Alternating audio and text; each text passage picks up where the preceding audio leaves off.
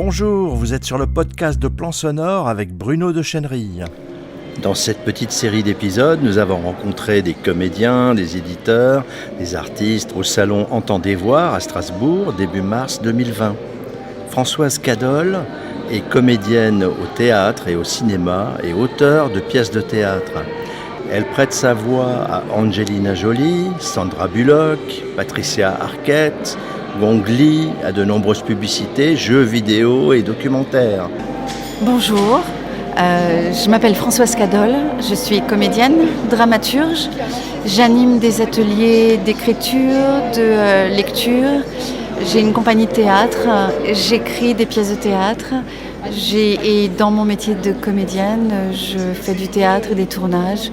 Je prête ma voix à des comédiennes, j'ai la chance de prêter ma voix à des comédiennes telles Angelina Jolie, Sandra Bullock, Patricia Arquette, Tilda Swinton, Nicolas Walker, voilà. Et j'ai cette chance-là, je fais des documentaires, des publicités, voilà.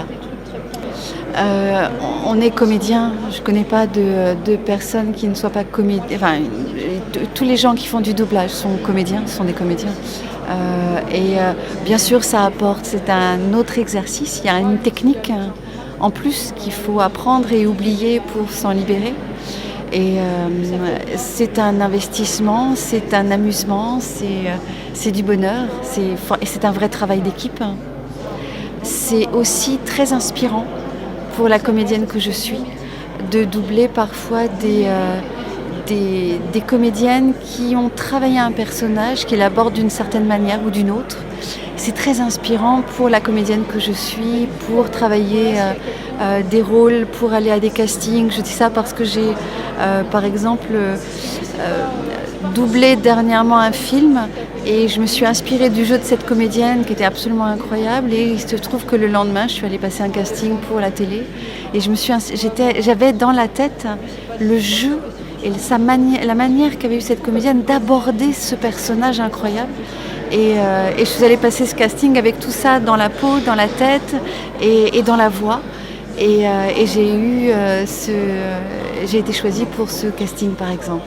Oui, bien sûr. En tout cas, en dehors, ça c'était une anecdote, mais en dehors de ça, bien sûr, ça permet, c'est très inspirant le doublage, et ça permet de continuer d'apprendre aussi. Tous ces exercices différents, que ce soit les documentaires, que ce soit les livres audio, parce que j'en fais, les livres sonores, tout ça participe au travail du comédien et au fait que rien n'est jamais terminé au niveau de la connaissance, et j'adore apprendre et raconter des histoires, donc voilà. Et la voix a un impact incroyable, elle est très importante, et quand on dit, moi je dis parfois prêter ma voix, mais prêter ma voix avec tout ce qu'il y a autour, tout ce qu'il y a avec, mais la voix bien sûr a une importance incroyable.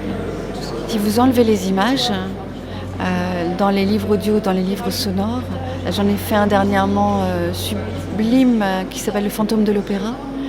C'est absolument incroyable déjà d'entendre tous ces sons. Et en fait, on a perdu aussi avec toutes ces images. Parfois, je dis bien parfois, on perd cette capacité qu'on a au niveau de l'imaginaire. C'est-à-dire qu'on nous donne. Mais quand on n'a pas les images, ou moins les images, quand parfois on écoute juste la voix, les sons, la musique, l'imaginaire est beaucoup plus ouvert et moins limité par les images qu'on nous impose. Il y a des formations. Maintenant, je vais prendre mon exemple. Je ne peux parler que de moi, mais je sais qu'il y a des gens, et j'ai des amis qui font des formations de doublage. Quand j'ai commencé, il n'y avait pas de formation. Je suis allée dans les studios, assister, regarder, écouter, rester dans mon coin, essayer de comprendre cette technique incroyable. Et puis quelques jours après, j'ai compris. Et j'ai commencé à passer des essais à gauche, à droite, et j'ai eu la chance d'être choisie assez rapidement. Un On parlait des livres audio. Moi, il m'arrive une magnifique histoire, là, depuis quelques mois. Grégoire Delacour, qui est un magnifique auteur de romans, a écrit un roman qui s'appelle « La femme qui ne vieillissait pas ». Et je me suis retrouvée à passer des essais pour le livre audio de son roman. J'ai passé les essais et il se trouve que Grégoire m'a choisi, donc je l'ai lu, après je l'ai dit. Et après l'avoir dit, j'ai levé le doigt en disant « Grégoire, est-ce que s'il vous plaît, j'ai une compagnie de théâtre, j'écris, est-ce que je pourrais avoir l'exclusivité pour faire une adaptation théâtrale pour un seul en scène ?» Et dans le studio, chose incroyable, il me dit oui. Oui, Françoise. Je dis wow, ça va vite.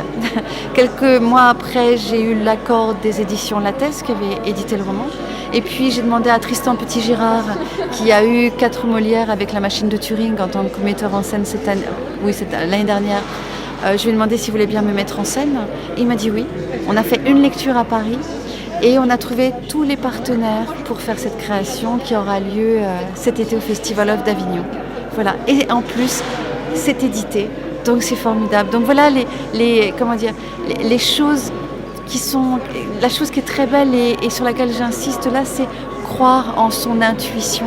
Et c'est vrai que la voix ouvre beaucoup l'intuition. Et il n'y avait rien, il y avait juste un essai, une voix posée sur des mots. Et il y a eu une osmose qui a fait que voilà, on en est là aujourd'hui et on sera sur scène au mois de juillet. La magie de la voix et la magie de l'intuition.